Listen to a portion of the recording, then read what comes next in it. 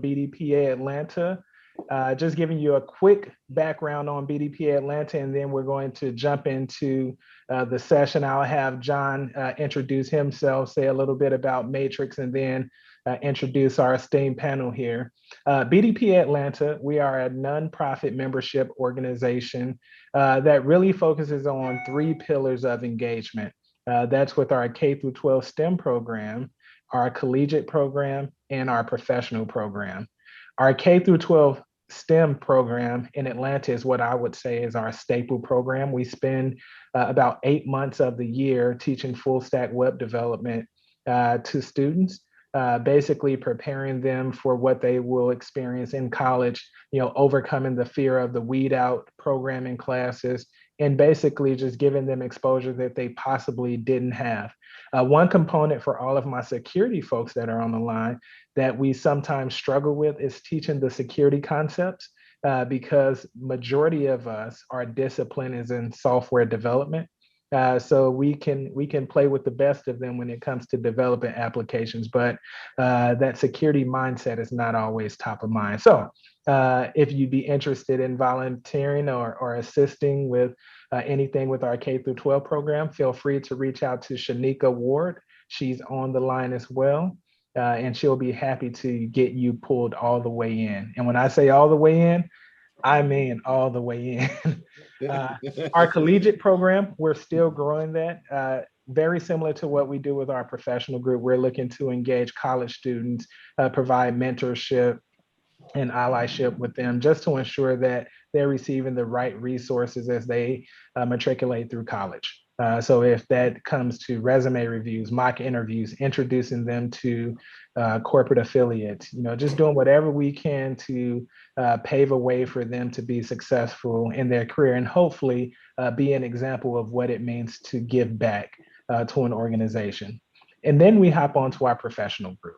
With our professional group, we look at multiple factors, one being professional development, technology exposure, and just how do we help those that are looking for career changes. And so that's what we're here for today. Today, we're looking at more professional development. We're on the third leg of a three-part series. That first portion was looking over your resume and just giving feedback in regards to what does it take to have that 7-second resume that's impressive. The second session, we discussed your LinkedIn profile and how does your LinkedIn profile match up with your brand? Does it match up with your resume? And ultimately, if you get an interview, does it match up with the interview? And now we're on that third leg, which is interviewing. So really excited to have a partner like Matrix come in and assist us with getting the panel together of very qualified, capable individuals that's going to give you some great insight today. BDP Atlanta will not be able to survive without its sponsors. Right now, we have two key sponsors that support us wholeheartedly, one being State Farm. I love State Farm. For the last 6 years, they've been engaged with BDPA with all of our programs, our K through 12 STEM program. They recently donated 15 laptops to the program, 15 brand new, still in the box laptops that we're able to give out to our students to ensure they can continue to participate in our virtual coding camps. They provide financial contributions as well as facility contribution when we can meet in person. So really excited to continue to have State Farm as a partner.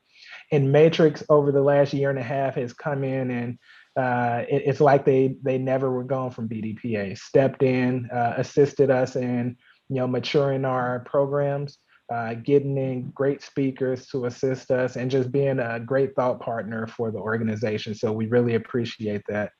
And so with that being the backdrop of everything, Shanika will continue to post information in the chat in regards to how you can get involved with BDPA. Again, BDPA is a membership organization.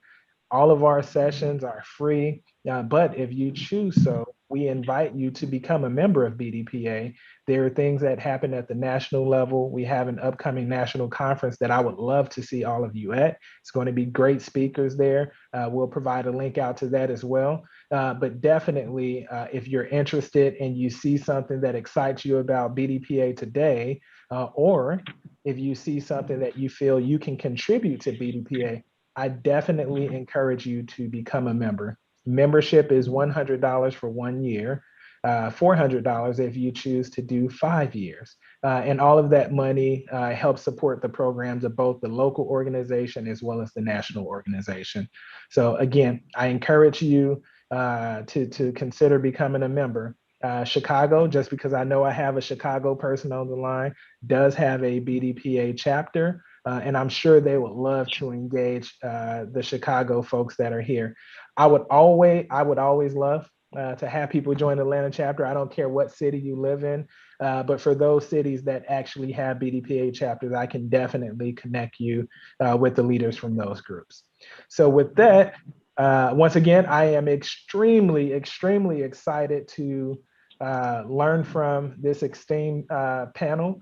So first, I will introduce John Verrick from Matrix Resources to just give us a little bit background on Matrix and then allow him the opportunity to introduce the panel. So John, I'll turn it over to you.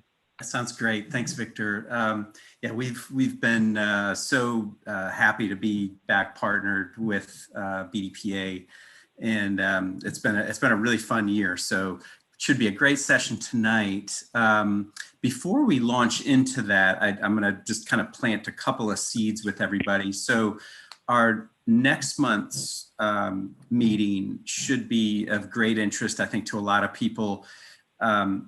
Everything's going to the cloud, isn't it?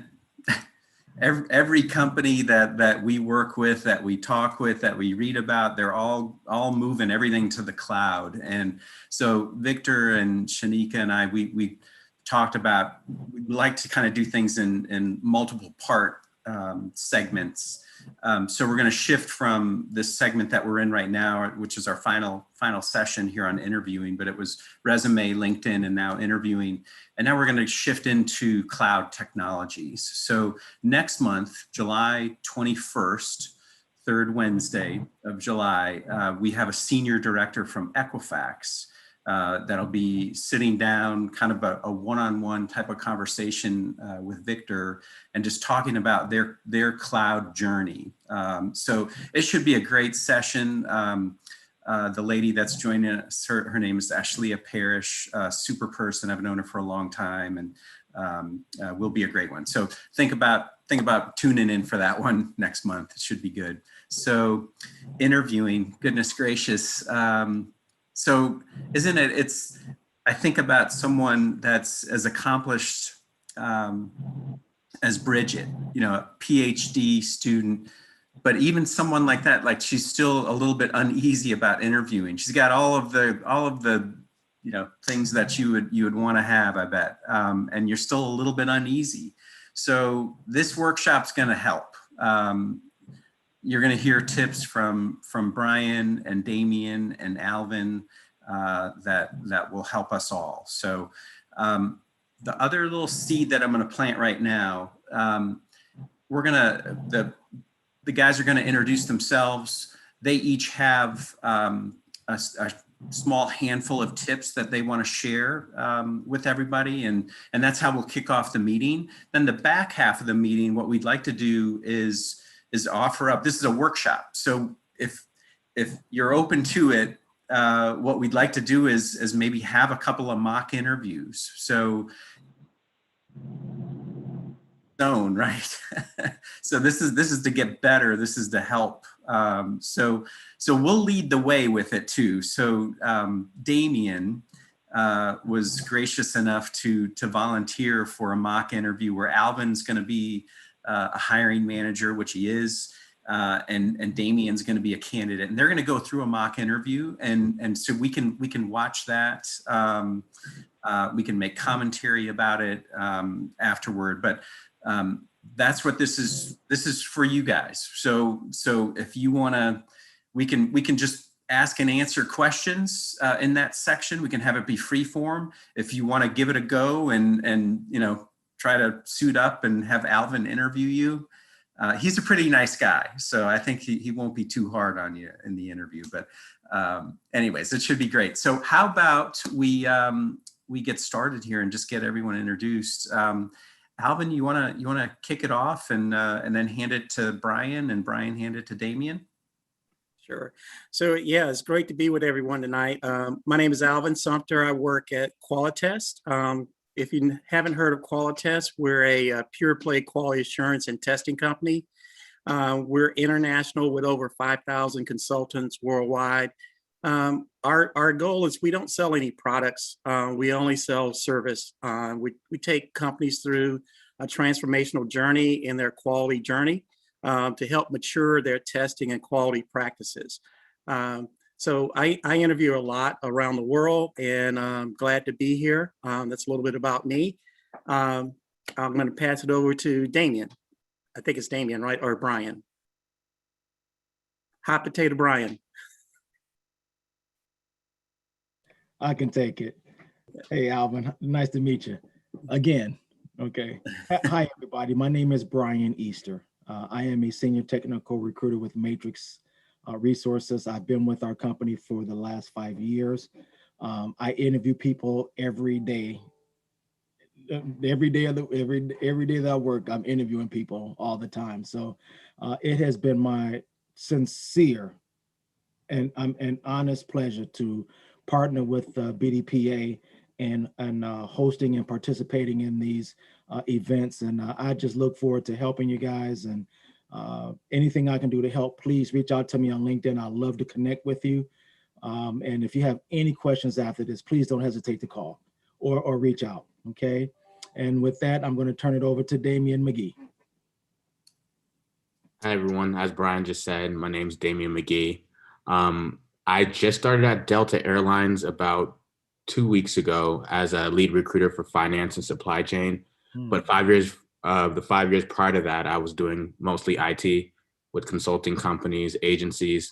So I think one of the things I can bring to the table is just the fact that I've been in the agency landscape and I've done all the interviewings at a high, clip, as well as I'm going to a bigger organization, Fortune 100 company, and seeing how they do things differently, but also similar. And I think a lot of the interviewing, no matter if it's a small company, a big company, is very similar. And it's just about showcasing what you can do. And it doesn't matter if you're interviewing for IT or finance, a lot of the same practices fall, no matter what landscape it is, it's all the same. And I think that this panel here can kind of give some of that knowledge from being an interviewee as well as being an interviewer. And this is actually my first BDPA, so I'm excited to be here. Thank you, Victor and John, for having me. I'm really excited just to be a part of this and to be on a panel with such good people who've been doing this for a long time. Awesome. So we'll be gentle with you, Damien. We won't feel too bad. Oh, sounds good. Great job, guys. I'm so excited about this workshop tonight. I kind of forgot to introduce myself, so so I'll do that really quickly. I'm John Veray. I'm the regional director at Matrix. I run our Atlanta office and our Birmingham office. Matrix has been around since 1983. We're in the top 25 IT staffing companies across the country. We have 13 offices. We're headquartered here in Atlanta. And gosh, yeah, I've been here 27 years. I can't believe it, but it's a great company, great group of people. And people always ask me, how in the world did you stay at one place for that long? I'm like that. Well, it wasn't my plan. It just sort of happened and evolved. So, but good place. Get to work with great people like Brian and great clients like Alvin. And one of these days, I'm gonna hire Damien for our team too. So he just doesn't know. He doesn't know it yet, but that's gonna happen. So, anyways, all right. Well, let's get into our top tips here from everybody. Let me go ahead and share my screen and put this up. All right.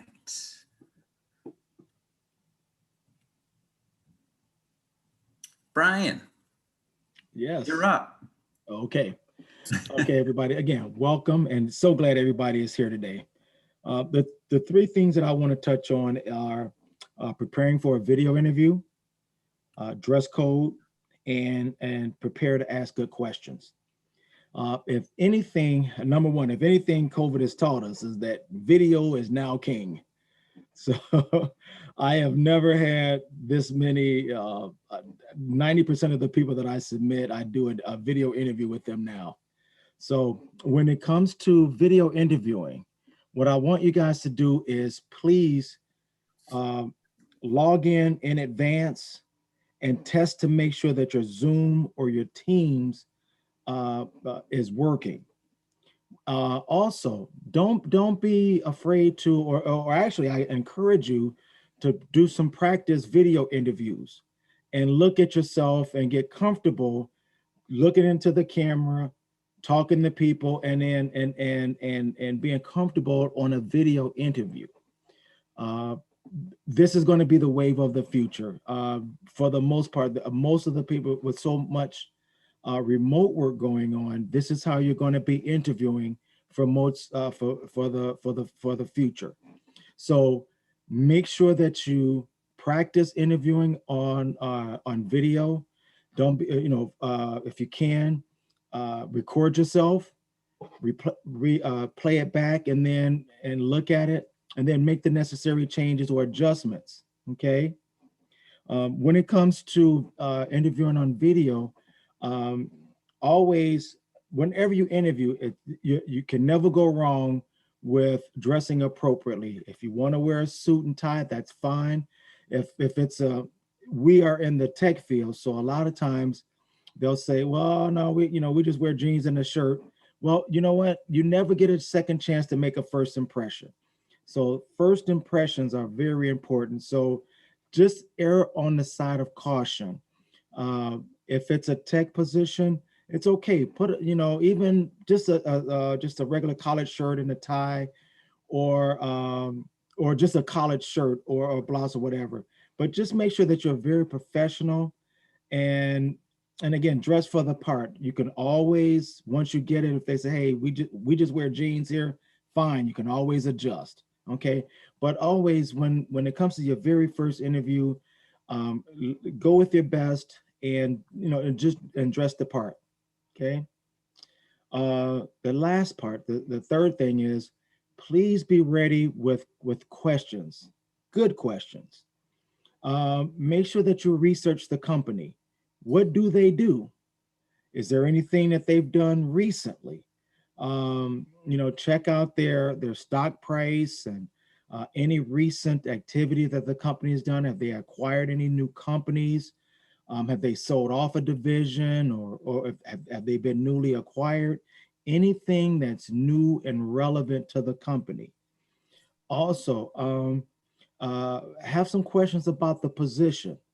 I would caution you, don't ask about, well, how much, what's the salary and how much vacation do I get? That shouldn't be your first question. And I say that jokingly, knowing that most of you guys wouldn't do that.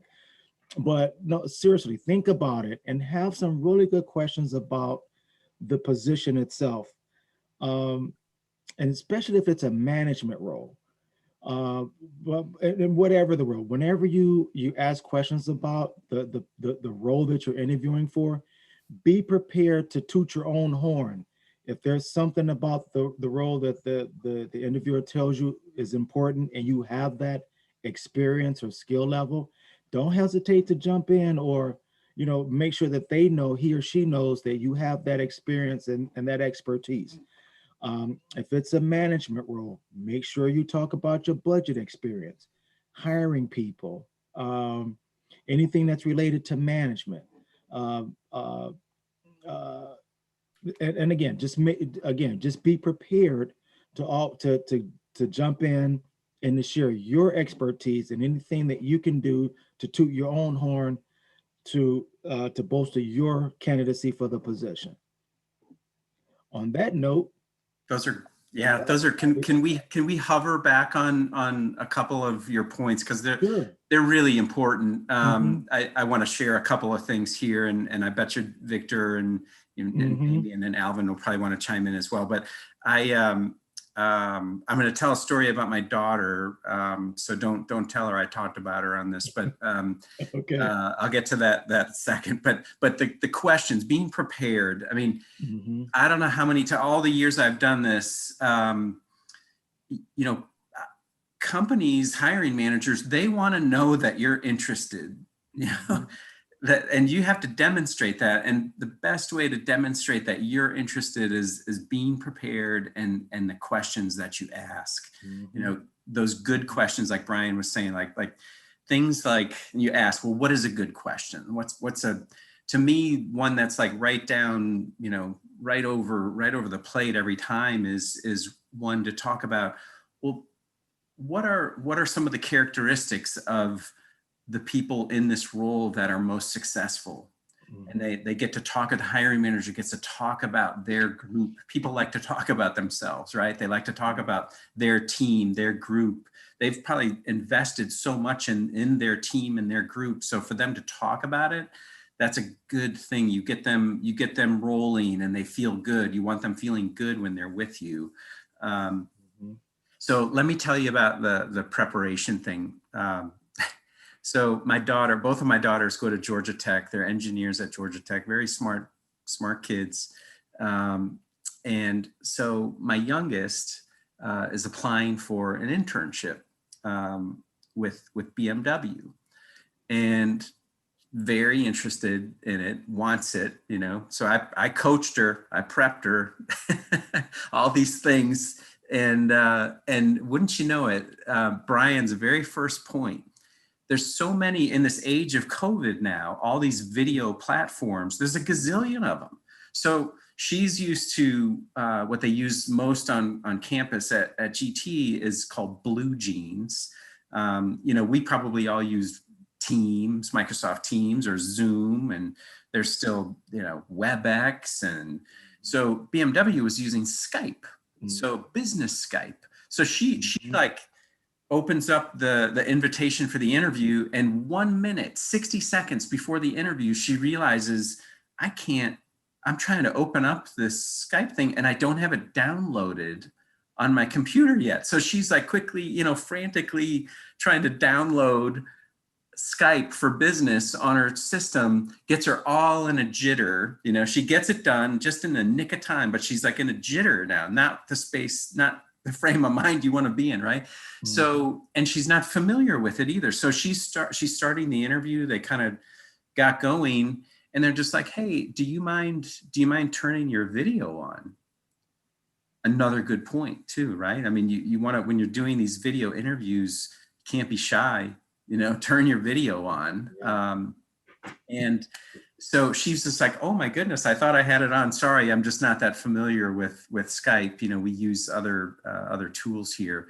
Again, for an engineering student, I'm like, you know, you should have had that ready to go. But it all ended fine. She did great. She got the internship. She's going to go over to work at BMW in the fall for an internship. So she's happy about that. But they were great lessons. Again, don't tell her I told you this, but good stuff there. So Alvin, Damian, Victor, you guys want anything to chime in with on some of Brian's points?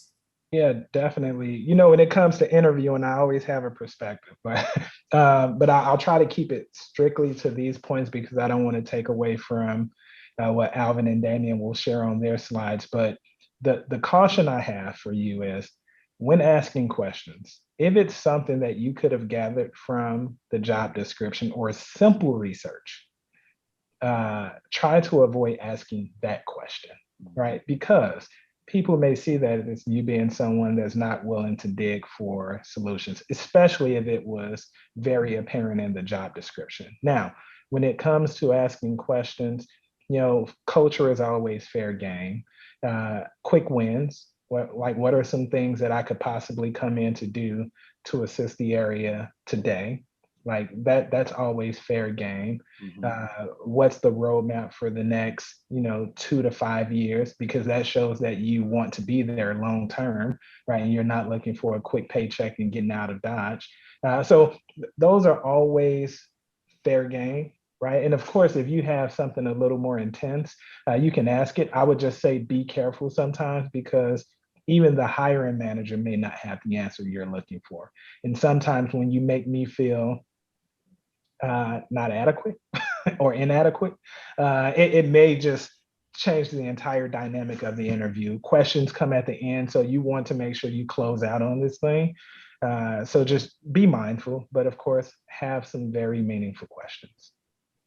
Yeah, I like to echo what Victor said, especially around questions. So questions are really good. As a hiring manager, I really want candidates to think about the questions they're asked, but I will also say be prepared for what comes back from your question. So you may not be prepared when you ask, say, what are the expectations of my first 90 days on the job? And the hiring manager turns it around and says, what do you think the expectations are for the job? So be prepared for the unexpected in asking questions, that you're prepared, you've thought about it, put yourself in that job prior to, so you can have some of these fallbacks. So it's really important you think about what questions you're going to ask, but also think about the answer to those questions so you can be prepared with a good response as well. Yeah, that sounds like something I would do to someone. we flip your question around quick. What do you think about that? Yeah. Oh, how would you approach that situation? Yes. Well, awesome. Let's keep moving here. Alvin, you're up. Okay, well, great. I do a lot of hiring. I typically do, I would say, anywhere from at least 2 to 3 interviews a week. Some weeks it's up to 10. And typically I don't schedule interviews for more than 45 minutes. I know within the first 15 to 20 minutes, if the candidate is a good fit for me by a few simple questions. You know, my response back when we talked about the question answer, I like to have candidates to put themselves in the job and tell me how they'll be able to own that job, be accountable for it when they get here. So it gives me a good understanding that they thought about the job and they thought about how they will fit in and interact with everyone. So I look a lot around transformation. So the themes of my interview are really how you transform from where you are today to the opportunity that you're looking for. So how will you address that in your journey? So I typically look at your resume, but typically I don't look at it in detail. I like for you to be very interactional and discuss how you can go on that journey with me and partner with me such that I know you're the right person. So when I talk about that transformation, I'm really looking for you to lay out a 90-day plan. So what you say, what is a 90-day plan? A 90-day plan is basically what's going to happen when you come in on a job. You're on probation for the first 90 days, right? Mm-hmm. So in your probation period, how do you rise above and say to a company that we shouldn't part our ways or sever our ways after 90 days? So my tips around the 90-day plan is, first, you want to understand in your first 30 days, who are your stakeholders? Treat it such as it's a business for you, right? So understand who are the people that you need to influence and win over at the new work location, okay? Once you've done that, you've got to come in with a plan of how you're going to attack this job. So, in that next 30 days, so days 31 through 60, begin all that information you've started to unravel with all the individuals and all the challenges that they're having in those first 30 days that you talked to. Now you can talk about a plan, how you can help overcome them in your role. So part of it is now you're bolting in and being a part of the team and socializing how you're going to interact with everyone. But also it's a great way to set rules of the road of how to engage them and how things are going to work within your role. So really, it's great to just reach out to individuals in the first 30 days, then reach back to them in the next 30 days with how we're going to overcome in this journey together. Now, in the last 30 days, in the last 61 to 90 days, that's where you get your approval. So in the last 30 days, you want to get the approval for that plan and move forward. And those are those individuals that are a little bit higher up than you. So you've socialized on the groundwork, right, with everyone. So now you're going to step it up and you're going to go to that next level and become a lot more visible. My boss tells me this all the time. He says, you work very hard, but sometimes you're not very visible. And you have to remember that in your plan. is that you want to be visible so that you can continue to grow in your opportunities at your new job. And the last thing is when I'm hiring, I want to hear about your journey. Everything on your journey in your past is fair opportunity, fair game, right? So I want to hear about your challenges, but I don't want to hear about just your challenges and just hear about them. I want you to tell me a story of how you embraced that challenge and you overcame it. So something that was difficult that you encountered.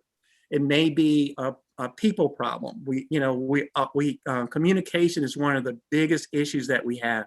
We're going to virtual, and typically if you're a very social person in the office, you would just stop by and you would just talk to someone.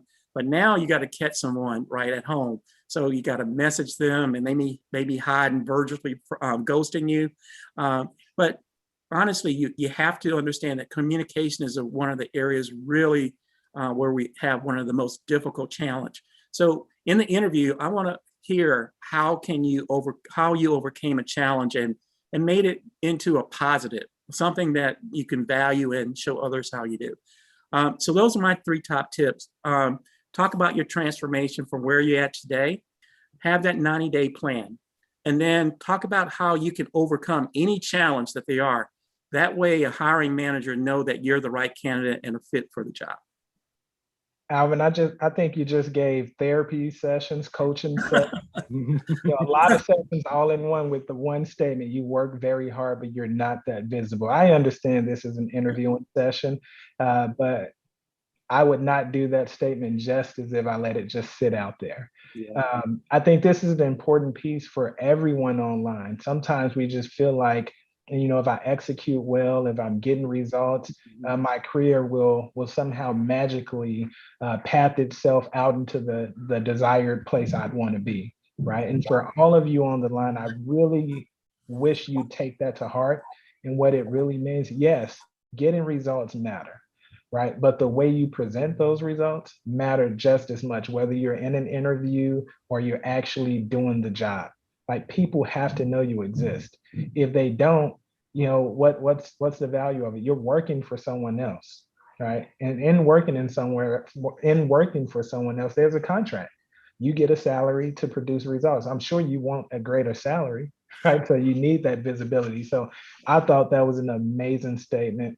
I looked on the session here and I see many of my peers from my organization on here. So I really hope you all take that to heart as well. Yeah, I usually say sometimes I'm invisible but invaluable, but it needs to be invaluable and visible, right? So, yeah. Great tips, Alvin. Thank you. All right, Damien, let's wrap our tip section up with you. Absolutely. So I'll just kind of go down my list from, I know we're supposed to do 3. I think I threw an extra one in there. And I threw it in there just based off my experience with, speaking with people, some on this call. But I think number 1 is, we hear this phrase a lot in our personal lives, but know your worth. When you go into an interview, you need to know how much people like yourself make, as well as be able to talk to that. So when we talk about compensation, it's understanding that, it's not just your base salary. Understand your full compensation so you can articulate that to whoever you're interviewing with and show them the whole package. So that could be if you're getting health benefits, 401k, bonuses. Yeah, we all know that base salary is just one number, but all that other stuff adds up. So if you're talking 60,000, but you talk about a bonus and things like that, that can go to 80,000. And being able to articulate that will kind of help you get what you want. And then also understanding what people with your amount of experience make. Some people are in jobs every day where they're just getting underpaid. So you don't want to go into an interview and throw out your number and it not relate to your years of experience and someone automatically think you're unqualified. It's okay to understand that you're getting underpaid. Be able to talk about, hey, people with my years of experience make this much. And then, like they just mentioned, you get the amount that you want. Everybody wants more money. And a lot of times you see people kind of undersell themselves. having 6 years of experience, but maybe getting paid for 2, and they go into an interview and they say that, and then someone thinks you're junior. And it's not that you're junior, you're just getting underpaid. I think the second part of that is understand who your audience is. We all recruit people. And as a recruiter for an agency or a staffing company, you're the one that they're supposed to be talking about money with. So make sure that if you're a candidate and you've been submitted to a job from a recruiter, that you don't go into your interview talking to the hiring manager about what they're getting paid. Because a lot of times companies have an HR function to do that. That's not the hiring manager's job. They really want to just know if you're a good fit. Kind of like Alvin said, they want to know your 30, 60, 90-day plan. And if you're a good fit for their role, they have a whole different other section of their company that talks about pay. I think the second part for me is, hey, Damien, could we hover over that just for a second? Just yes. The practical part of me is thinking this is a great thing to like know your range, because I hear this all the time. Like people are they're underpaid and they go in and they don't know it, and then they're in this really awkward, awful situation for themselves. So where do they go to do that research? Like what would be your tips? Like, and Brian, you probably chime in on this too, but like what sites would you recommend people to go to okay, let me check my worth here. What would be easy? There's a few. If all else fails, number one, you can just Google and it'll take you to all the places I'm gonna mention, which is Indeed. You can go to ZipRecruiter. You can go to Glassdoor. And I think one thing I did not touch on that's super important, because I've been doing a lot of relocation lately, is understand the different cost of living of different areas. Understand that, $100,000 in California may be just $60,000 here in Atlanta. Different places, we know those places, New York, California, the West Coast in general is just way higher cost of living. And I think a good tool to also use is CNN has a cost of living conversion calculator. So if you just type in CNN on Google, cost of living conversion, it'll break down everything from what the difference in groceries look like in a place, utilities, healthcare, housing, and it'll break that down for you. And I think that's super key, because I can't even tell you how many times I've talked to someone that's moving to Atlanta from California, and they're like, well, I make $200K. And I'm like, well, let's talk about what $200,000 looks like in Atlanta, because it's not that. So I think that's super important to be able to talk to those things, just so you don't undersell yourself like we've been talking about, but also overprice yourself, and understand where you can get a better bang for your buck in those areas around the country when you're doing relocation and things like that. So again, to answer John's question, Indeed, Glassdoor, ZipRecruiter, and it'll give you breakdowns from smaller companies, that pool, larger companies, that pool, agencies, consulting. We have a lot of tools at our disposal, and it's important that we use them and prepare for interviews using them. Awesome. Thanks, Damien. Yeah. Salary.com is another good site. Yes. Mm-hmm. Can I ask a question? What do you say when an employer or a recruiter is asking what you got paid in your last job? Is that still legal? Is that a question they should be asking? Because if I felt like I got underpaid in the last job, I don't want to get underpaid in the next job. Now, how do I handle that? That is a great question, whether or not it's legal or not. In some states, it's not. In Illinois, it's not.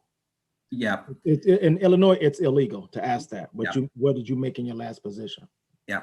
So most companies, most HR departments and talent acquisition departments now are coaching their staff to not ask that question. It is legal and still in some states, so it may come up. So just, like in Georgia right now, it is still legal to ask that question. I think you're finding fewer and fewer companies asking it though. So. Yeah, and just I guess to answer your question, in the sense of what do you say? Typically, a lot of people have more than one job in their past. So I say, historically, I've made this, and I know people with my experience are making this. You don't have to always just throw out an exact number. To John's point, I know where I work, we're not allowed to ask that question.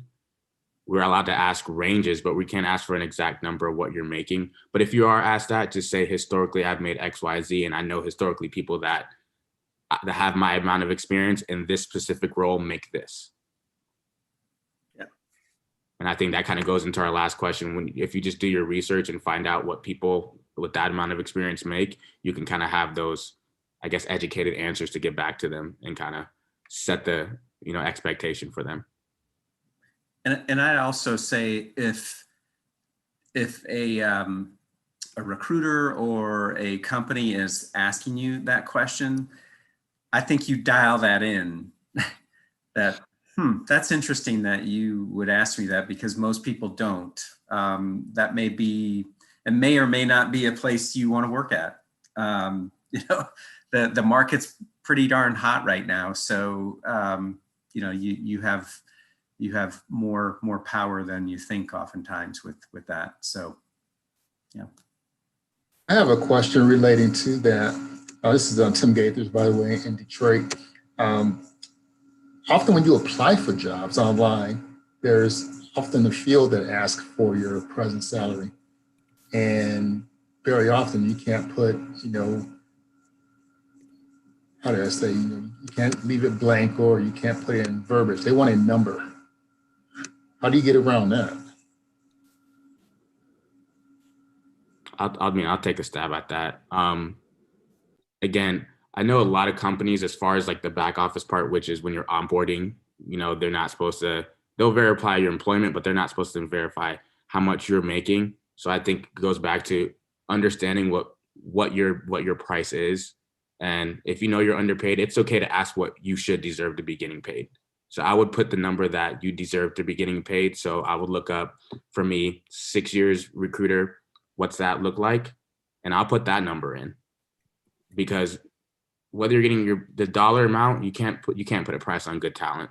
So the dollar amount that you may be making now doesn't mean you don't have the experience and, the education to make what you should be making. So by understanding what that is, I put that number. Or, if you're not comfortable doing that, you could say what you're currently making, but then by doing the research, what your value is, and like Damian was saying, to just acknowledge to them, I know I'm underpaid. Every other job that I'm interviewing right now for, the range is this, and I'm underpaid, and maybe that's part of why you say you're looking too. That's fair. And to what John said, if you let them know that, and they still want to pay you what you're making now when you believe you're underpaid, again, it may not be a company you want to work for, because there's someone out there that will acknowledge, hey, this is what this person deserves, and we're going to make sure it happens. Got it. Thank you. So, okay, the second thing I want to talk about is specifically for me. When I first got out of college, I was an extremely introverted person. And I know that extroverts can usually go into an interview and everything just flows. Everything's just super conversational. But for me, when I didn't have that experience to just be conversational with people, I try to find different methodologies to go by to answer my questions, especially now in today's market. A lot of companies are asking behavioral questions. So again, like Alvin said, a 30, 60, 90-day plan, that's a behavioral question. When you come in here, what are you going to do? And so I always find helpful what's called the STAR methodology to answer behavioral questions, which a lot of companies ask. And I think it's on Alvin, which is overcoming challenges, Alvin said. So for me, you can't really just say, hey, I'm good at overcoming challenges. Well, they want to see some practical experience on how you are at overcoming them. So what I do is the STAR method, which is situation, task, action, results. And I just think it's a great way to answer behavioral questions. Hey, this is a specific situation I was in. Here was the task at hand that needed to be completed. This is the actions I took to overcome that challenge. And here was the end result, usually a positive, make sure it's a positive thing. But I think that's super important for people who may not be able to kind of have that naturally flowing interviews, is have this methodology to go back to answer questions. So anytime I was asked behavioral questions, I would think, okay, let me think of a situation. What was I trying to accomplish in that situation? Well, how did I accomplish that? And what was the end result? And how did it impact my team? And I think we'll cover that, I believe, in one of the role plays. And we'll try to just go over that and show how we answer questions like that, especially like, how do you overcome a challenge? Name a time where you had to work with a difficult person or a difficult stakeholder. How did you overcome that? And if you can revert back to that, I know some of the top companies, I did some research, Facebook, Amazon, Google, all of them are asked behavioral questions, and they're actually looking for people to answer questions that way. They may not tell you that because they want you to figure out and they don't want to give you the answer to the test, but it's definitely kind of an industry standard and practice now to just be able to answer questions that way. And does anyone need me to elaborate on that? I know we'll touch it probably in the role play, because Alvin's going to ask me a question, and that's going to be where my mind goes. Is okay. This is where we were. That's good. I would just support what you said. I know for a fact, many of the larger employers in Atlanta, they look for that. That's what they want to see, that STAR methodology in the response. So you're definitely on point, Damien. Perfect. Thank you. So this next part that I'm going to cover is, really important to me. I'm sure it's important to a lot of people on this call. I've talked to everyone on the panel about this. Is a big initiative for a lot of companies, almost every company, especially with what's going on in the world, is DE&I, diversity, equity, and inclusion. And before I joined Delta, I interviewed at least 8 places, and every single interview out of all 8 touched on this. Is, what does DE&I mean to you? How do you speak about it? And I found myself in the first 2 interviews, I always talked about how it related to me, just as a Black male, but it's understanding that it's so much bigger than that. And I think Alvin talked about, he likes to hear everyone's story. I think that's a perfect place to touch on your experience with DE&I. So for me, I know I grew up in Miami, which is like this big melting pot. So I've crossed people with all types of life, LGBT community, Black community, Hispanic community, Asian community, and understanding that D&I is just not about how you're diverse, but it could be age. Working with, I know my last company, I was the youngest by 25 years. So I was thinking about the times where I'm working with people the same age as my father and thinking about what I learned from him to relate to them. And I think your story is a great place to tell it. Some of us join fraternities, sororities with people from different walks of life. Some of us go to big schools in different states. Those are all good experiences to talk about how you cross paths with people from different walks of life. I think most organizations are at their best when a bunch of people from a different walks of life come together to achieve one common goal. So it's just being able to talk about that and outside of your realm. So if you're Hispanic, being able to talk about maybe how it relates to Blacks and women and people underpaid, the pay gaps between minorities and women, and understanding that that's so important. Or I know a lot of big companies have BRG and ERG groups. So I encourage people to join those, or in the interview, talk about how you want to join them. I think at Delta, we have like 10, and it's not even just, the demographics I discussed. It's people who are environmentalists and want to talk about going green and then care about the environment. And it's a really great place to first get integrated with your company, and also as well as just meet people. In your first 30 days, that's what you want to do. You want to meet people, understand the landscape and the culture of your company. And there's no better way of understanding that by joining one of these groups and understanding the people that make the organization that you're trying to interview for what it is. And then lastly, I think it's super important. It ties into what Brian said about being prepared and the questions you ask. You can find out a lot about who's interviewing you just by going on their LinkedIn. To me,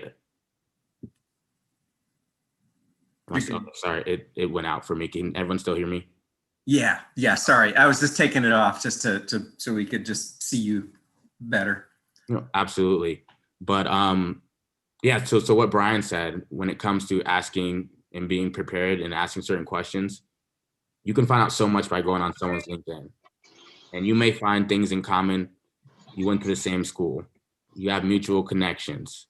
You worked at the same place in the past. I remember when I first met JV, we just were talking and I mentioned someone he was connected to on LinkedIn, and it turned out to be a very close relationship to both of us. And, I know we probably text that person, hey, I just met with JV. Hey, I just met with Damien. And he had nothing but good things to say about both of us, and those things. And I know from my experience, the guy I worked under right now at Delta, we went to college together at the same time and didn't know each other. And then we had worked with it for a previous company together in the past, and we still didn't know each other. And so I'd be lying if I say that didn't help me in the interview. Is just saying, I went to Alabama, so I just saying roll tide. And he said, and he said it back to me, and it's okay. Now he's smiling. Now we're talking about things outside the job. Now we're getting to know each other on a personal level. And so when you leave the interview, this person's already interviewed maybe 5 to 10 people. Alvin said he interviews 2 to 3 people. It's who's going to leave a lasting impression. So it could be you. I guess a not so good question to ask is, how long have you worked at somewhere? Well, you saw that in there. You can go on their LinkedIn and see that. But you can turn that question into, hey, I saw you worked at so-and-so for so long. What's kept you there for so long? Other than the people you work with, is there anything about the organization that's kept you there for 15 plus, 20 plus years? Because I get really bothered when I send someone all this stuff and set up an interview and they know they have my first and last name and they ask me questions. Hey, how long have you worked at so-and-so? Well, I mean, because I know that about you from looking at your resume. I know how long you've worked at some place. So you should probably know how long I've worked at the place. You should know if I'm a new manager, if I'm just got into hiring and maybe I'm not so good at it yet. Or you should know if I'm a tenured person and I'm best friends with the CEO. You can see all those things on someone's LinkedIn, and it takes 5 minutes to scroll through someone's LinkedIn, try to find something in common. Some people may have 10 connections. You see they're all from one company. So it's, hey, I saw you know a lot of people from Matrix. I actually know this person, this person, this person. They might say, oh, wow, I'm really close with that person. Like, well, I'm too, they're my neighbor. And those things are the things that set, people apart. Because at the same time, you're going to have people that have 5 years experience like you do. You're going to have people that have bachelor's degree like you do. So it's really about, how do I separate myself from, my competitors? Everyone you interview against is your competitor. And it's a healthy competition, right? But at the same time, you got to get that competitive edge, and you can do a lot by just doing research. And to me, it's like, I think LinkedIn to me is just most as a recruiter, at least, is just as important as Instagram or any of the other social media platforms I use. So my thing is, if you can scroll on Instagram and you can go on Snapchat and Facebook, you can go on LinkedIn. You'll learn more about me on LinkedIn than you do on social media. I'll tell you that. There are a few questions in the chat. Kay, I'll jump over to you first if you wouldn't mind asking your question. All right. Hi, good evening. Thank you for hosting this event. You always have such wonderful events at BDPA Atlanta. Really appreciate them. Very insightful. So my question is something that has to do with my experience over the past week as I am actively interviewing, looking for cybersecurity positions. And I had to check the chat to make sure she's not in the room, but the HR manager lowballed salary from the start, and it's super low for the market, even though it is in Atlanta, the positions in the Alpharetta area. And I tried to have a conversation with her about the market value is not in alignment. How do you finesse a situation like that?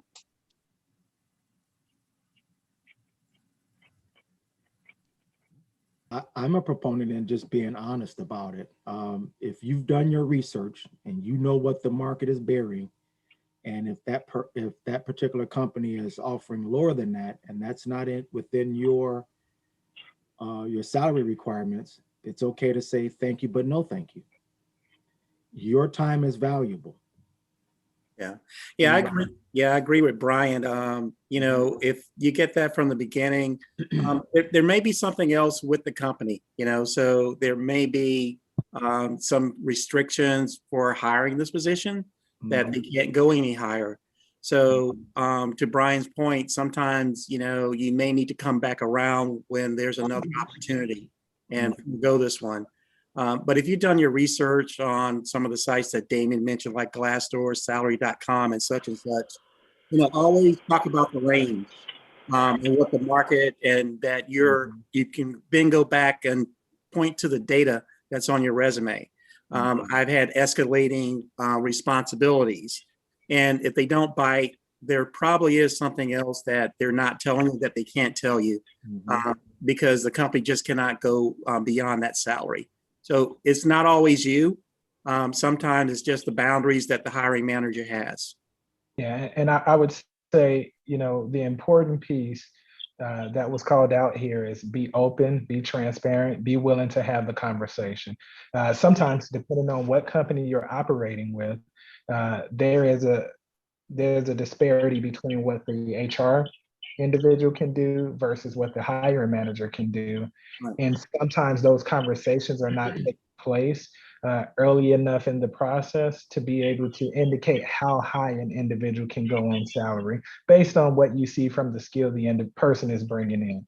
So be willing to share your range. That HR individual is more than likely not the person that's hiring you. So they'll have to go back and share what your requirements are anyway, if you feel like it's a cultural fit for you. If, you know, through the conversation with HR and you feel like HR is a representative of what the culture will be at the company, then by all means take that as an indication that you can bow out. But if you feel like there's synergy and salary is the only discrepancy, be willing to have that conversation and see if the company can come around to understand what your requirements are. But it is an art. It's an art in speaking and negotiating and always being on the right side of right. It's an art to it. So definitely, I would say, don't ever take it as, you know, a slap in the face to you. Just be willing to have that conversation. And at the end of the day, if it's not a fit, it's not a fit. Absolutely. And I would just chime in and say, I know it's sometimes being the interviewee, it's really easy to kind of get submissive, like I want this job and this person's high level, but the interview really is both ways. So don't be afraid to just ask them questions. And I know, and this may not apply to your specific situation, or it may, but understand, you know, what all goes into compensation, right? So if it's a commission-based job, it may have a lower salary, but understand what the opportunity is. You know, I know for me, my first job out of college was extremely low paying, but the incentives and the commission could get me to a number that I'm not even making now.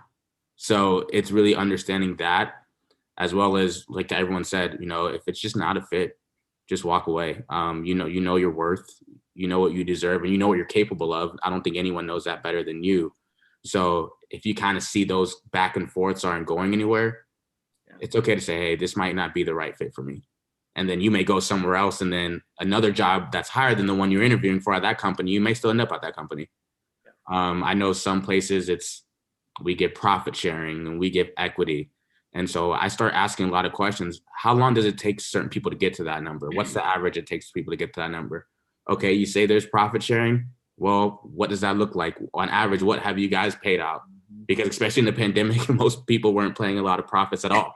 So it's like, you may throw profit sharing at me and give me a low base, but it's like, are you profitable? I mean, and it's okay to ask that. Exactly. And this is a spot in the meeting, as I know we're going to jump into the next session fairly soon. I do want everyone to recognize that, you know, these are just our views, right? These are our views. There are no guarantees that what's being stated will work on your behalf, but I think that these are important views to take with you as you embark on any journey. And I say that because I'm really curious about everyone's answer to this next LinkedIn question. So is it Takaya? If you wouldn't mind unmuting and asking your question.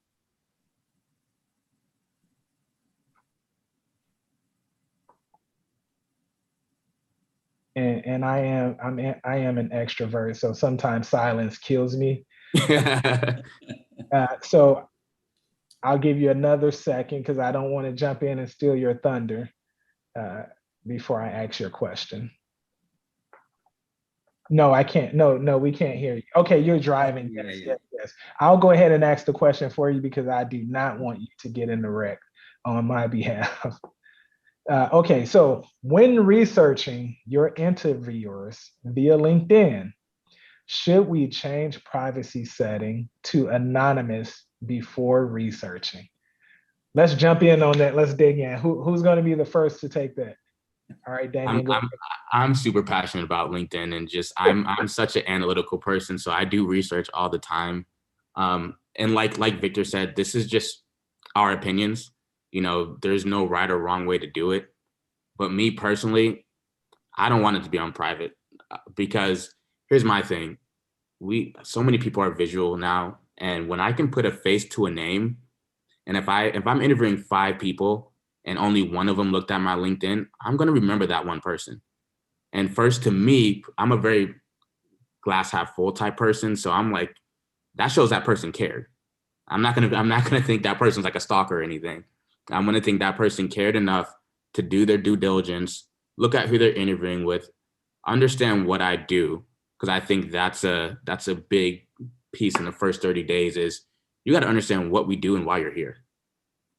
And so for me, I prefer to not have it on private because they know they're interviewing you. They know who you are. Why not know who they are? I mean, they in best believe they might be the anonymous person that's looked at your LinkedIn and to make sure your LinkedIn matches your resume and things like that. And I think also it's just a good way to put a face to the name because especially with everything so virtual right now, like I know times I've met with people for an in-person interview and the only way I knew how they looked was by going on their LinkedIn. And so when I walked in the building, I'm not just sitting there. I'm like, oh, you're so-and-so who I'm supposed to be meeting with. And I walk up and introduce myself. So that's just my opinion. Again, like Victor, I'm kind of more of an extrovert now. So I don't mind people seeing my face and seeing that I looked at their LinkedIn, but I want people to remember that I went the extra mile and I just didn't treat it like it was a job. I think a lot of people are interviewing for their careers, and there's a difference between looking at it something like a job and a career. Yeah, and I agree with Damien. I would leave it on, not on private. I would let them know that I was researching them. I think probably the greatest piece of interview advice I've gotten is to connect with the interviewer. So when you're doing your research, you can go to LinkedIn and find what groups they are, what their passions are about different things. If they're in philanthropy or they're on boards, you'll find a lot out about that person. And you can use that within your dialogue within the interview to connect with that person a little bit more deeper, to kind of help them understand you and what you're passionate about as well. So I wholeheartedly just say, go out to LinkedIn and let everybody know that you exist and let the interviewer know that you're present and that you want to know more about them as well. And imagine this, right? Imagine for a second that interviewer did not take the opportunity to go out and research your LinkedIn, because guess what? On your LinkedIn, you're branded. Like you have so much amazing information out there that when they go click it, what they thought they knew about you, it's just going to be enhanced, right? So I want you to know that I'm looking at you because I want you to look back at me. I want you to send me a friend request, or I may even send you one. It doesn't matter, right? You have to find every opportunity that you have to brand yourself and differentiate yourself from whomever you're competing against, whatever that may mean, right? They may look at you and see that you have people in common, right? LinkedIn does an amazing job with analytics and data, and they will show you the 6 degrees of separation. So they may look and say, oh, we're both connected to X person. let me contact X person to see how well they know this individual, right? So definitely, I know there's some hesitancy for various reasons. We talked about diversity, equity, and inclusion. I know there's hesitancy for that reason. I know there's hesitancy because you don't want to seem like you're just stalking a name that you happen to get that you know is interviewing you. But we're living in a virtual digital age now. It's fair game. Everyone's expecting it. And just as was stated, most of the time they're looking at you already. Yeah. So they may say anonymous because they don't want to breach any, contractual things. Some companies say you can't look at LinkedIn before you do the interview. That's just their standard. But I can guarantee you that folks are still looking. Yep. So they have to place it on anonymous. So, they're not outed. But I would say take every advantage to brand yourself. Yeah. Absolutely. And I'd be a horrible recruiter if I didn't say this. If you're going to look at someone LinkedIn and you're not going to put your profile on private, make sure your LinkedIn is tight. Make sure you have a good picture. Make sure you have a professional picture. Make sure that the experience you have listed on LinkedIn matches the experience you listed on your resume, right? Like if you have like this short-term job that's on your LinkedIn but not on your resume, best believe if they looked at your profile and they saw it, they're going to ask you about it. And they're going to ask why it's not on your resume. So that would just be my thing. And that's okay. You may not be able to have your LinkedIn type before you interview. Then in that case, I would say put it on anonymous. And it's okay to, take the steps. I think all of our LinkedIns weren't built overnight. We didn't just wake up one day and just put all of our experience in a good picture. But if you are going to do it and it's not going to be on anonymous, just make sure you have everything tight. And, if you have any certifications that may not be on your resume, like a LinkedIn recruiter certification, an AWS certification, or whatever certification you have in your respective field, put that on there and just make sure everything matches. And I do want to do a quick pin right here because we have Mr. Jonathan Watkins on the line. Jonathan Watkins was the BDPA Atlanta chapter president in late 1990s, early 2000s. So I definitely got to give my predecessor a shout out. Thanks for joining today. Jonathan, how you doing? Doing excellent and appreciate being here. Awesome. We love it when our BDPA alumni come back and join us and share in on the fun. So you're past president, so you know how it works. So, if there are any thoughts, comments that you want to jump in and share, do not hesitate. Thank you for letting me do that. I did notice that we only have 45 people in common, mutual friends on LinkedIn. Only 45, only. Yeah. Awesome. But I did want to give Jonathan a shout out. But we can transition back to the rest of the session. And just a quick point. As a part of my submittal template for all of the candidates that I share with our clients, I have a link to your LinkedIn profile. We share that, all the time. And for me, if I see that a candidate's LinkedIn profile is lacking or not up to date, I counsel them on how to tighten up their LinkedIn profile. And I explain to them, this isn't Instagram, this isn't Snapchat, this isn't Facebook, but this is a great professional site to help you better your career or to land a new career or to better the position that you're in. That's how you leverage LinkedIn. And it's as a recruiter, it's a red flag if I don't see your picture. And Victor, do we have the, is the recording from last month on the website? Yep. And I was just going to refer to that. Yeah. As you look at your LinkedIn profile, I was going to possibly, submit something to Brian just so he'll go scrub my LinkedIn anyway, act like you're sending it to a client, and just scrub it for me. Yeah. Well, But good. and I guarantee for the most part, if a company is looking at your profile and they're going to interview you, somebody at that company has looked at your LinkedIn profile. I guarantee you. And even if they use the privacy setting, you will see that somebody from XYZ company looked at your profile. So, yeah. Yeah. Better to be open. You're showing interest, and showing interest is really, really valuable in the interview process. So, are we ready for the mock interview? I think we do it. Look at Damian. Alvin's chomping at the bit to do this with you. I'm out here trying to recruit some additional volunteers. So we'll see. I'm sure someone is going to raise their hand, because Okay. who doesn't want to interview, right? Well, Damian's going to make this look so easy and so smooth that any of us are going to feel like I can do that. So, all right, Alvin, you want to maybe paint the picture, set the stage, and then we'll roll into it. All right, great. So Damian, thank you for joining me today. I really appreciate you taking the time with me to spend some time discussing this opportunity for a program test manager with Qualitest. You know, I've reviewed your resume, very impressive.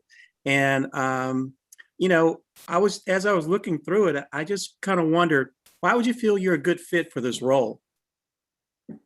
Absolutely, that's a good question. So, well, first off, I'll just touch base on, how I got into program testing. So I started off my career as a project tester. And I think that experience definitely helped me just understand how to maneuver within a program. So I worked under a really tenured program manager, a program tester that just taught me how the rules of the road and how we're using technology and how we're using the software and how this project and this program affects the business. And so my next job after that, I was my first stab at a program test role where I had the whole landscape of a whole program that was over 3 to 4 projects. And with that, I was able to just kind of actually do the work that I've learned, do the knowledge. I know you guys are looking for someone that has been over 3 to 4 projects before, and maybe even 5. But doing that at a larger company, I feel like I can take some of that large company knowledge and bring it to a smaller company, as well as take the experience from working at a smaller company and also just further that within your organization. Oh, that's great. You sound like the kind of the person that I'm looking for this role. You could be a good fit for the role. So talk to me about how you would come in and execute your first 90 days on the job. Absolutely. For me, I think it's important in the first 30 days to kind of get my feet wet, understand the company, the landscape, the culture, who my projects and my program will actually be affecting. So meet with those stakeholders, understand what their challenges are that they're facing, and just start to learn the rules of the road and understand how this specific organization does things. I know every company has their different acronyms that they like to use. So coming in and learning the certain languages and really getting to understand what makes Cortex what it is today and how I can come in and make an impact. And I always say in that second 30 days, the 60 is to kind of just when you start to get running. That's when you finish your training, you finish meeting with your stakeholders, you know exactly what you need to do, what the challenges the business are facing. So I think it's really to start thinking more strategy and big picture and understanding what I can do and how I can address these pain points that my stakeholders are facing. And then in the last 30 days, the 90 days is really where, like say we kind of pull up our bootstraps and we get in the mud and we start putting the strategy in place. I think that I would have earned my seat at the table. So I'm starting to kind of use my voice to get things done, implement that strategy, see what that looks like. So maybe it's using the information I got from my stakeholders and going and meeting with some of the higher executives and letting them know what's kind of going on in the weeds. I think sometimes a lot of companies, the higher ups have been so far removed for what's going down in the weeds that it's us that are on the ground doing the work and getting our hands dirty that can kind of use that information that we know. I don't think anyone knows better than us. We're the people that make things happen. So while I'm at that table using my voice to implement that strategy that we came up with in that first 30 to 60 days and getting things done. Oh, that's great. One of the things that I heard you say is talking about, in the weeds. Can you think back on a time when you were in the weeds and it was really challenging and things weren't going right? Can you talk about how you turned that situation around and made it a very, very positive experience for your team? Absolutely. I think back to an experience I had with one of my first roles that I mentioned when I was a project tester, not a program tester. I think sometimes when you meet with some of the higher ups, they think you may not have the knowledge or experience to kind of use your voice and give opinions. So I was working with a higher level manager where I had knew a little bit more about the technology that we're using. He was very far removed from it. Some of these technologies have evolved, and I was trying to just lay my plan out for him, and it seems like we couldn't meet eye to eye, and we couldn't agree on technologies. So what I did was I just set a meeting with him, myself, and the developers that are actually coding and working on the applications that we'd be testing. And we just did a planning meeting. And obviously with them touching the technology every day, they were able to kind of break it down on what it looks like and paint that picture for that program manager that, was higher up, had more experience, and didn't think that I was knowledgeable on what we were doing.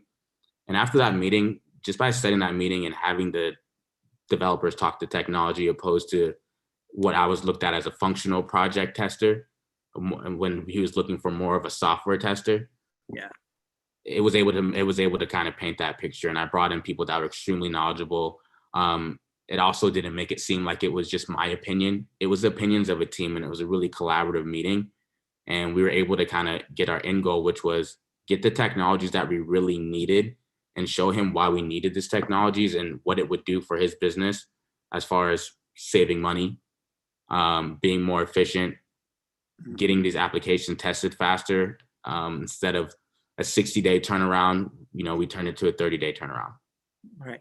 Well, that's great. Well, it looks like we're out of time, but I want to give you some time to ask me some questions. What question would you like to ask me today? Absolutely. I kind of laid out my 30, 60, 90-day plan. Or is there anything that you would include in that plan that I did not touch on? Or, every organization is different. Everyone moves at a different pace. So I want to make sure that, my pace in my 30, 60, 90 days aligns with what you're looking for. Yeah, sure. I think at Qualitas, we like to make sure our employees have a good work balance. So having that work balance, that's just not, working and balancing the client need, but it's also balancing the employee's needs. So one of the things I like to always hear from is about balancing the personal and the professional, and develop that into your plan as well. But overall, I think all your thoughts were very genuine, and I think they hit on the core for this job opportunity.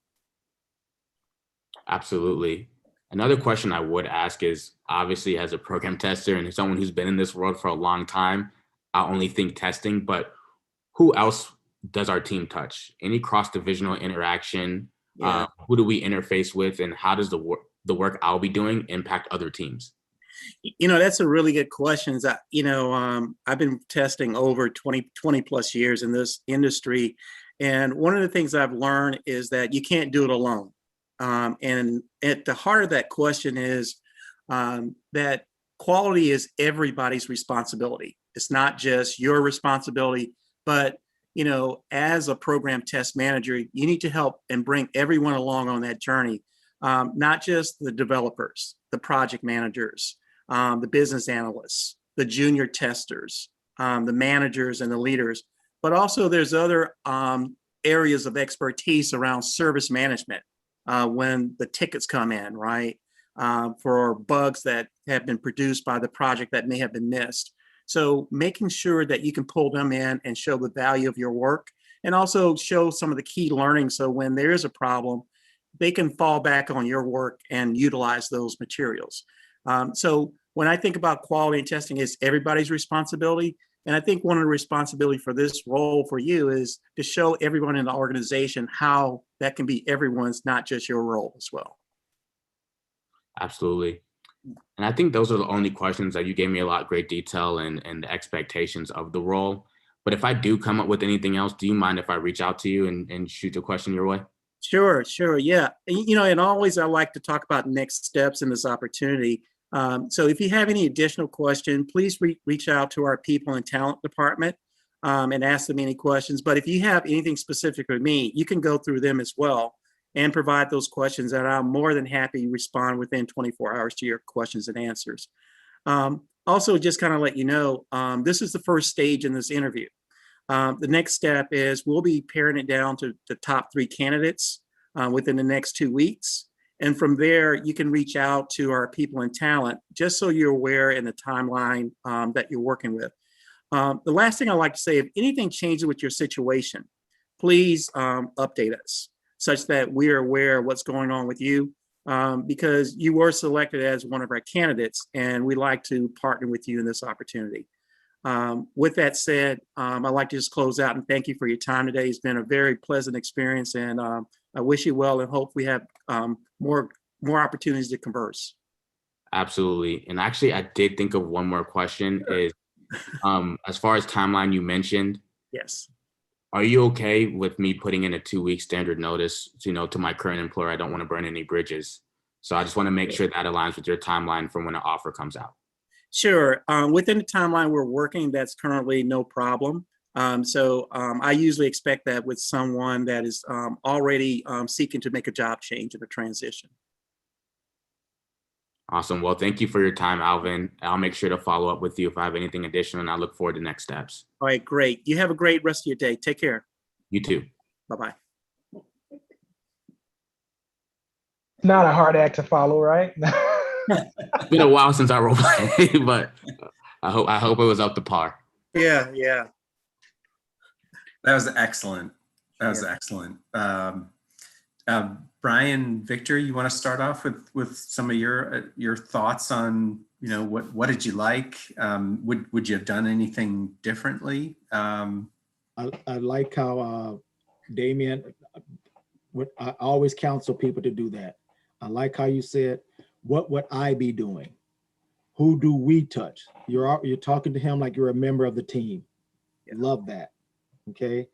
Always, it's always a good question to ask, hey, what are some of the challenges in this position? But the main thing I loved is that you were talking as though the job was yours and that you were part of the team. Excellent. The only other thing I would say is whatever you guys do, don't ever leave an interview without knowing what the next steps are. Yeah. Don't yeah, ever. My nerves got to me. I want this to be over. Always ask. Sometimes I will even counsel people to say, well, Alvin, thank you so very much for taking time out today to meet with me. I know that you're busy. However, based on you've had an opportunity to put a face with the resume, and we've had a chance to converse. Alvin, is there any reason that you don't think that I'm the person for this position? And I would say, amazing role play. Mm-hmm. I'm a salesman, not a salesman literally, but Mm-hmm. I feel like I'm a salesman, right? And one of the things I would just say, this was role play. So you didn't really have a chance to jump in more of that intro, let me really sell you why I'm here. I know the question was asked, but we had to keep it brief. But in that closing part, sometimes for me, even more important than a question that you ask is the reiteration as to why you're qualified. I love the fact that you all kept it very conversational. I always tell my mentees, if you can get an interviewer to a conversational tone, even if they're asking their structured questions, but after that first question, it appears that you all have known each other forever, I say you won already. Now you just have to do those things necessary, almost like Kevin Durant last night. You just need to go off in the fourth quarter. When it's time to close it out, you need to close it out, right? So I say in the end, make sure you reiterate those things that you're bringing to the table that's going to transform this organization, those qualities and skills that you have about you that may be a little different than someone else, another candidate. Make sure you call those things out, because we take notes of interviews. Right? We have to write things down, and sometimes we record the interview. And you may say something that's exactly the same as a skill someone else is bringing, but they didn't mention it, right? So you definitely just want to reiterate why you are the best person for the job, restate a lot of the competencies and skills that they stated on the job description without saying those words, but restate it. And trust me, you'll do an excellent job. Yeah, I have to give some kudos to Damien. He did a really good job. I'll tell a few highlights of what I liked about the interview. One, he smiled and he connected with me. So don't feel that you can't smile. Have a good smile. He even laughed at himself. You know, how silly is that? You know, you can go and just laugh at yourself at something that you said. That just showed me that he was empathetic and he was human, and kind of the person that you want to be around and work every day, that somebody can actually laugh at themselves. So, you know, from a fit standpoint, very good characteristic.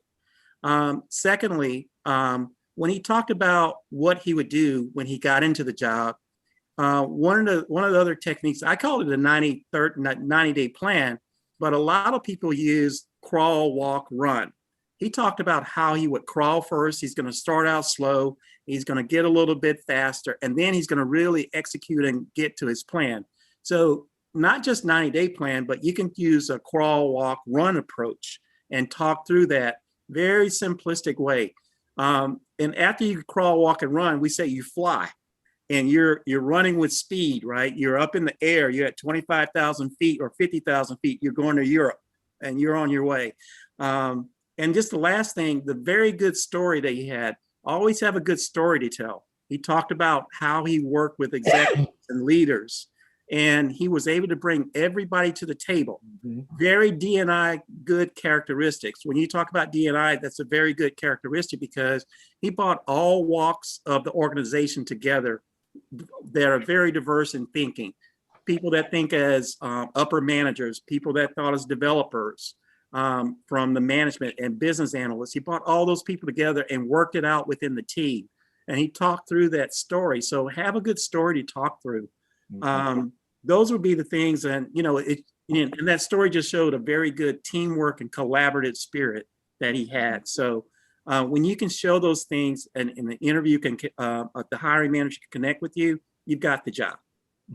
Yeah, and I know we're seeking volunteers. Oh, and I think I just sent that as a direct message. That's the challenge with chatting. If it's on direct message to someone, you send a note, it's like, oh, it just went to that in one person. So we're looking for volunteers. We have time, probably about 5 to 7 minutes remaining of the session. So if you'd like to just give it a shot, you know, take your opportunity to leverage the STAR method that Damien referenced earlier. You know, I encourage you to do it, especially if you're an introvert. Now, here's the thing about extroverts. Extroverts sometimes talk a lot and say nothing, right? So they need to be versed in this skill as well. But definitely if you're an introvert, this is an opportunity for you to have an out-of-body experience. You have 37 of your closest friends on the line, and we're all going to cheer you on and rub your back and make you feel really good about the choice. All right, so do we have any volunteers that want to go through like a 1 or 2 question mock interview? And while people, I know you don't like that awkward silence, Victor. So while people are thinking about it and thinking about raising their hand, I do want to, one point that I'd like to add to this about being prepared.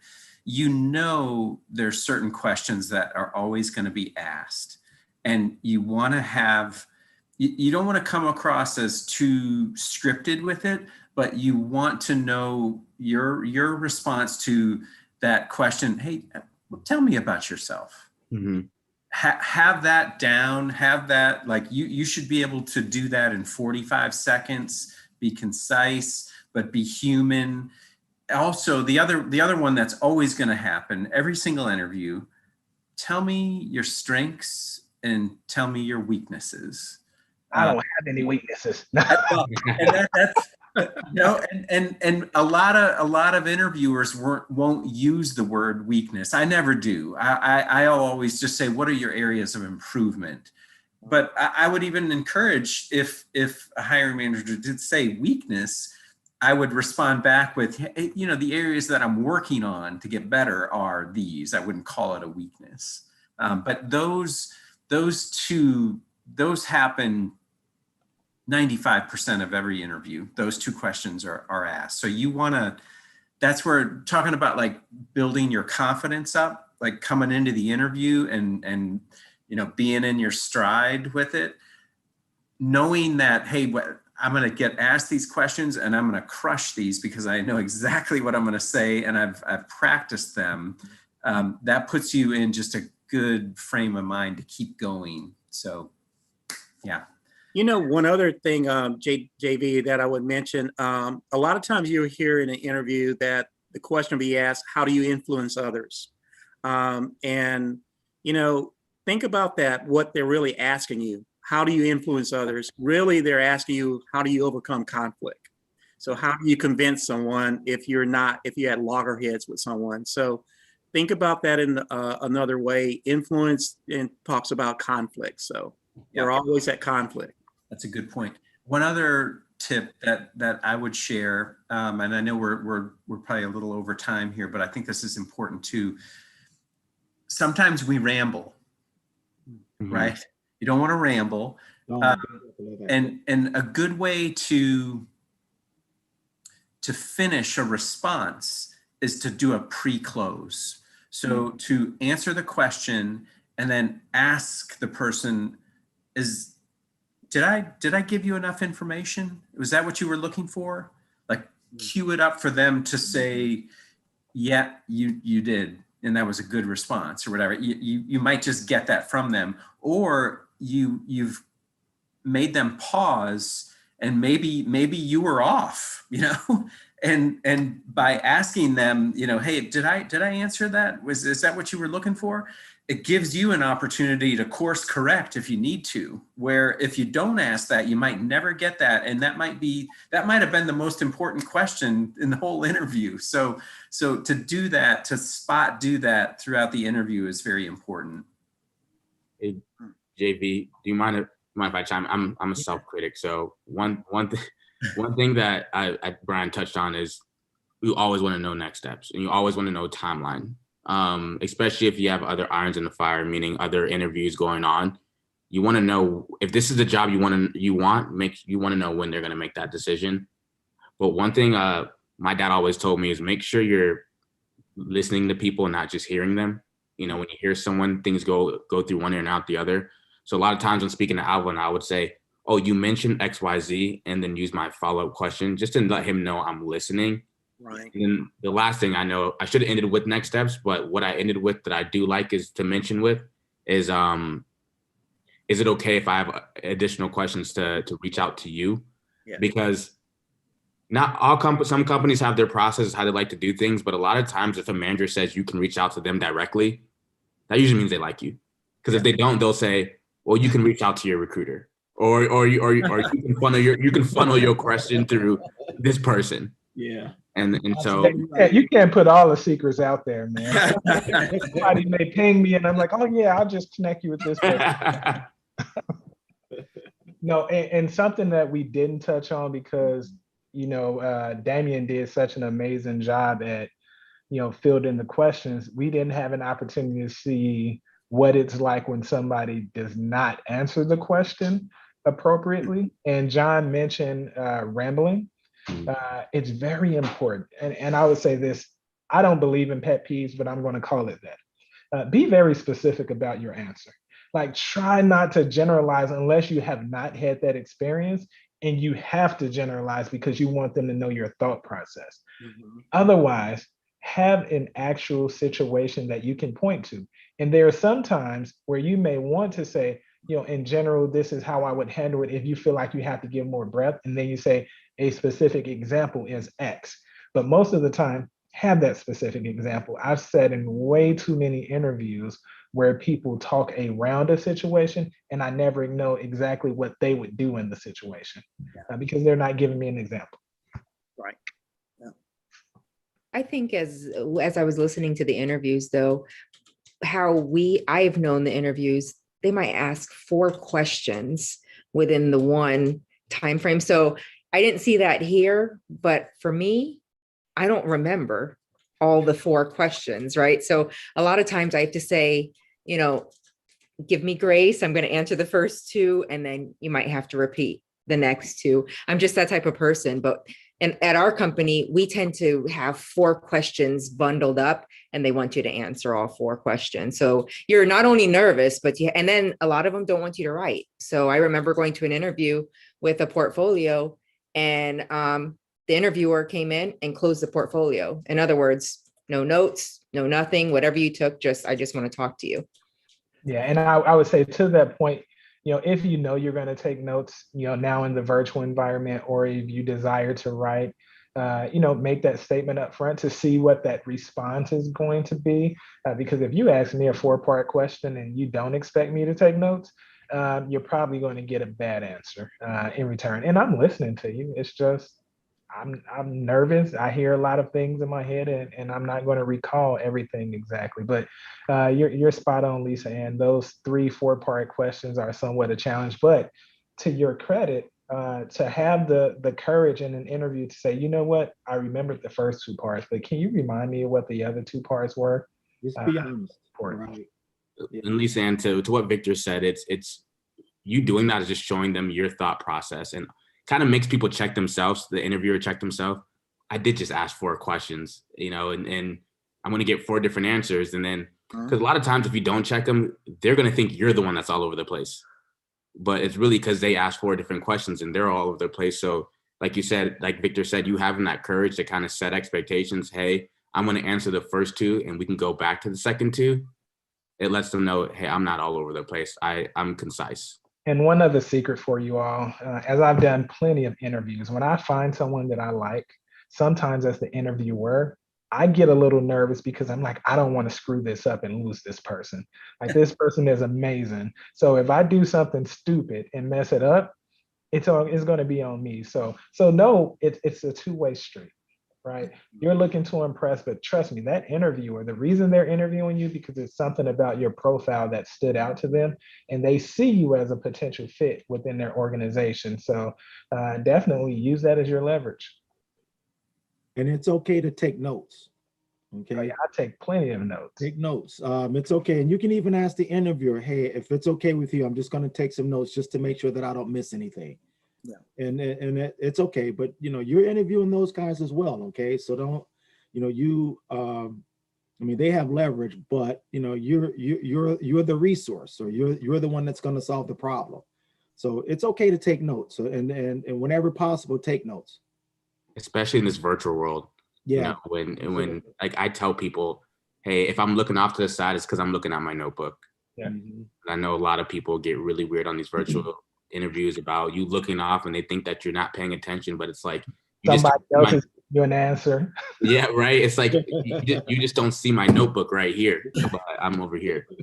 Well, and speaking of virtual, if I've interviewed, I try to do a visual because I like to tell stories through visuals. So as you're interviewing me, I first ask, would it be okay if I can present my PowerPoint or whatever presentation I have so that you can absorb what I'm saying? So if I'm coming at you with some data or something, then I'll usually have something that they can remember me by. Now, Lisa Ann, I have to throw an addendum out here before you go too far. Lisa Ann is one of my people. Okay. I'm trained well, and I'm an extrovert too. So have us together, and it could be all over. Lisa Ann alone, she's taken. Okay. Can you say overachiever? That's good, Lisa. Go ahead.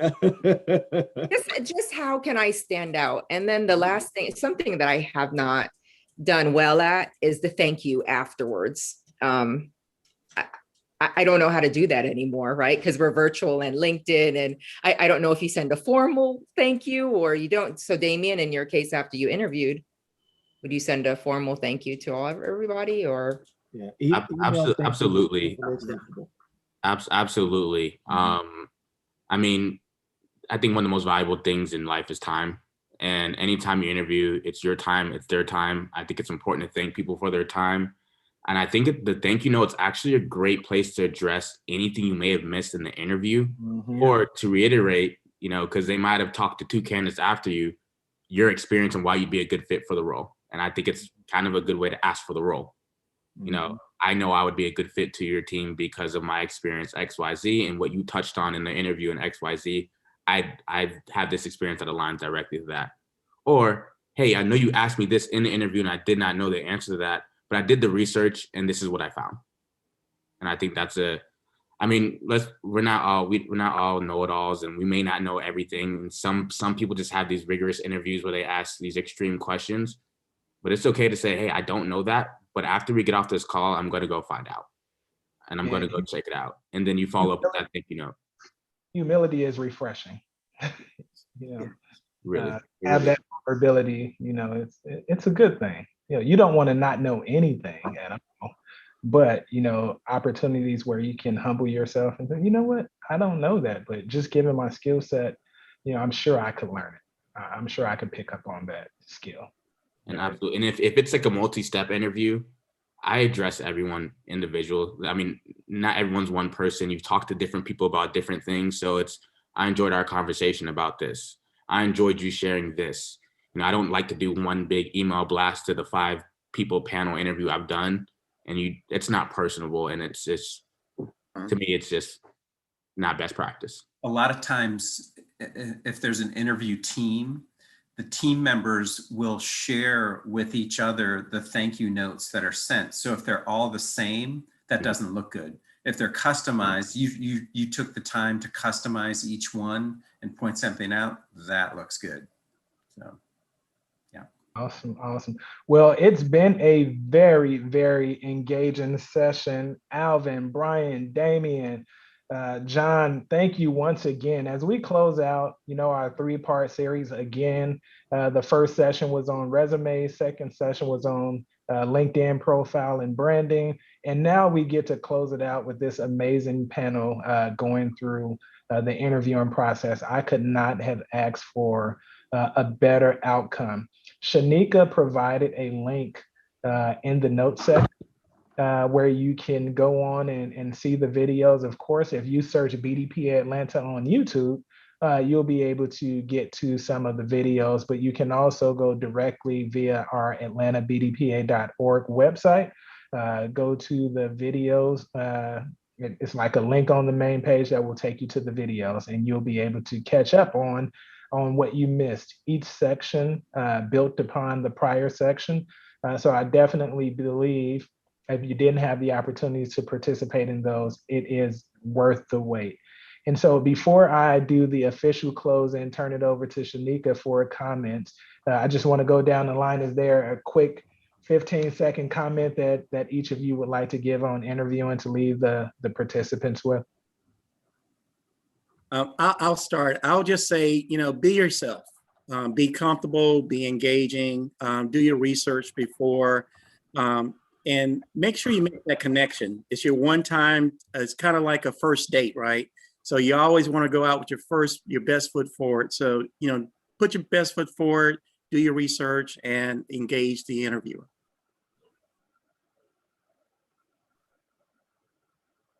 I would just say, please just be yourself. Have fun, take it seriously, but just relax and know that you're prepared, and go get it. Just go get it. Just claim that job if that's what you want, claim it, and you've put the work in and the research in, and so just go get it. Yeah, and the one thing I'll just say is confidence is key. I think like the number is every job posted gets like an average of 60 resumes. So if they're interviewing you, it's for a reason. So there's no reason not to be confident. You submitted your resume to whatever great company you're interviewing with. There's a reason why they want to talk to you. So just know that if you're ever lacking confidence, it's like, hey, there's a reason why they scheduled and they're taking their time to speak to me. Yes. And I think that's super important. And I would just encourage, I see a lot of names in the chat. Go connect with these people on LinkedIn and build your network. Everyone I've met within this organization is great.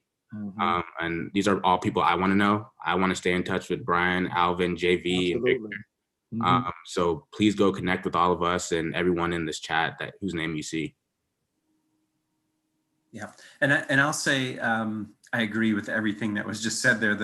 The confidence part, especially with what Damian was covering, and to prep will help your confidence. It really will.